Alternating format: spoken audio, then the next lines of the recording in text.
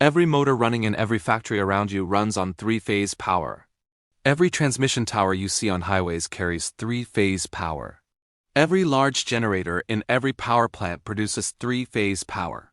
But if someone asks you exactly why three-phase and not one-phase or two-phase or four-phase, can you actually answer that question with confidence? This series will answer that completely.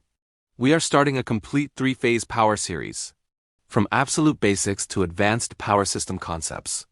Every topic explained in simple language with no confusion and no shortcuts. In Level 1, you will understand why three-phase power even exists. Why engineers chose three phases specifically. Why single-phase fails for large loads. Why three-phase power never drops to zero while single-phase pulsates continuously. The foundation that every electrical engineer must know before anything else. In Level 2, you will understand voltage and current in three-phase systems. Why 220 volts plus 220 volts does not give 440 volts. Why the square root of 3 appears in every three-phase calculation.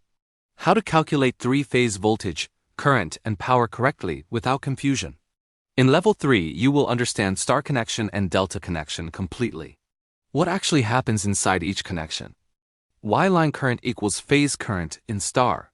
Why line current becomes root 3 times phase current in delta? When to use star and when to use delta, and why the wrong choice causes serious problems. In Level 4, you will go into advanced concepts. What happens when load becomes unbalanced? Why neutral current becomes zero in balanced three-phase systems? What happens when one phase fails completely? The concepts that separate a basic electrician from a real electrical engineer. By the end of this series, three-phase power will never confuse you again.